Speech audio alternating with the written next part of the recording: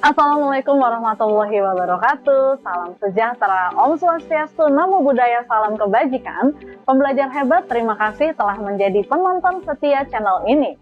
Selamat datang kembali di channel Public Speaking, Motivasi, Self-Development, dan Leadership kebanggaan kita semua. Apa kabar hari ini? Semoga dalam keadaan baik selalu.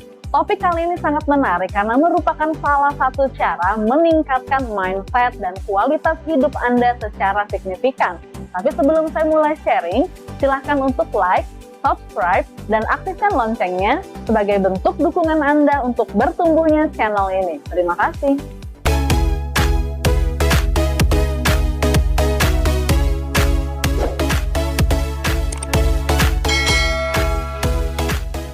Anda yang bekerja di kantor, pernah nggak merasa kok lelah banget sih fisik dan mental? Selalu ada aja masalah yang menguras energi. Banyak pegawai berpikir, pindah kerja adalah solusi untuk masalah yang dihadapinya. Namun, kantor baru ternyata punya masalah dengan tempat yang lama itu sama aja. Alih-alih menyelesaikan masalah, malah bikin makin frustasi. Terus pelan-pelan Anda akan berpikir, pindah kerja lagi, dan masalah berulang terus-menerus. Sebelum Anda memutuskan pindah kerja atau bertahan dengan pekerjaan yang ada sekarang, inilah 5 hal yang akan Anda temukan di kantor manapun. Yang pertama, sistem gaji yang tidak adil. Pernah melihat gaji bawahan dengan bos yang sangat jauh bagaikan bumi dengan langit? Isu ini banyak dialami di kantor manapun. Pegawai akan membandingkan gaji mereka yang mereka terima dengan bosnya, bahkan dengan rekan kerjanya sendiri. Di Amerika Serikat, pegawai bahkan dilanda kecemasan akan penurunan penghasilan bukannya naik gaji. Namun ingatlah, perusahaan akan memperhatikan pegawai yang dianggap setia. Tentunya mereka sudah membuktikan sebagai pekerja dengan kinerja yang bagus, bukan nggak mungkin kan gaji Anda akan dinaikkan. Jadi fokus saja pada membangun profesionalitas kerja. Yang kedua, beban kerja yang terus bertambah berat. Target yang terus bertambah bisa menyebabkan karyawan merasa kewalahan dengan beban kerja yang dimiliki. Jenis masalah ini juga sering terjadi di tempat kerja, karena saat karyawan merasa overwhelmed dengan pekerjaannya, maka ia akan kesulitan fokus bekerja. Bahkan teamwork juga tidak membantu banyak, karena pada kenyataannya ada yang beban kerjanya lebih banyak dibandingkan yang lain. Menurut Forbes, ada beberapa cara mengatasi masalah di tempat kerja. Yang satu ini yaitu dengan membuat to-do list, sehingga Anda tahu prioritas pekerjaan Anda. Membuat to-do list bisa membantu memprioritaskan pekerjaan dan menyelesaikan setiap tugasnya secara teratur. Jadi Anda tidak akan tertinggal dari deadline. Lalu bicarakan dengan atasan ketika Anda sudah tidak sanggup lagi melakukan semua pekerjaan yang dibebankan. Hubungi atasan Anda, diskusikan, dan carilah solusi secara bersama-sama. Yang ketiga, rekan kerja maupun atasan yang toksik. Di kantor manapun pasti ada. Mereka mungkin membuli, menyerang personal, membuat Anda nggak nyaman, memanipulasi bahkan menjatuhkan Anda. Kesel, wajar. Capek, wajar. Tapi jangan reaktif. Cara menang melawan orang toksik adalah dengan tidak bermain. Meskipun Anda merasa kesal dengan ketoksikan mereka, jika masih mampu, coba abaikan saja dan tetap fokus pada pekerjaan.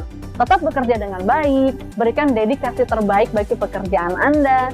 Jangan berikan celah orang lain dapat menggugat Anda karena kualitas pekerjaan yang buruk. Ini penting banget. Yang keempat, konflik di tempat kerja.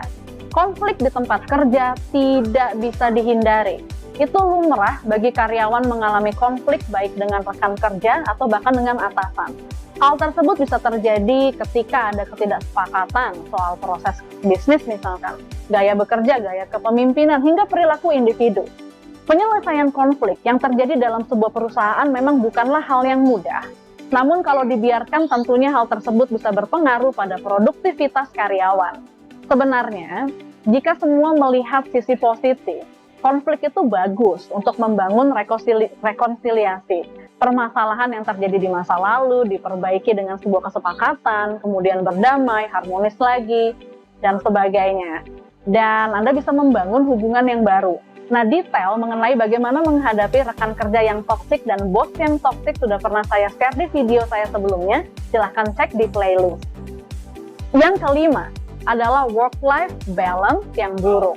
Menyeimbangkan pekerjaan dan kehidupan pribadi memang bukan hal yang mudah. Alasan tersebut membuat hal yang satu ini menjadi salah satu jenis masalah di tempat kerja yang sering dihadapi oleh karyawan. Kebiasaan lembur, pekerjaan yang banyak, membuat karyawan kekurangan waktu untuk istirahat. Jika dibiarkan, hal itu akan menjadi penyebab kurangnya kinerja, bahkan mempengaruhi kesehatan, termasuk kesehatan mental. Anda harus memiliki strategi kerja agar tidak harus lembur melulu. Miliki daftar prioritas. Komunikasikan dengan atasan dan tim kerja jika Anda butuh healing untuk melepas penat sebelum kembali bekerja lagi. Demikianlah masalah-masalah yang ada di semua kantor.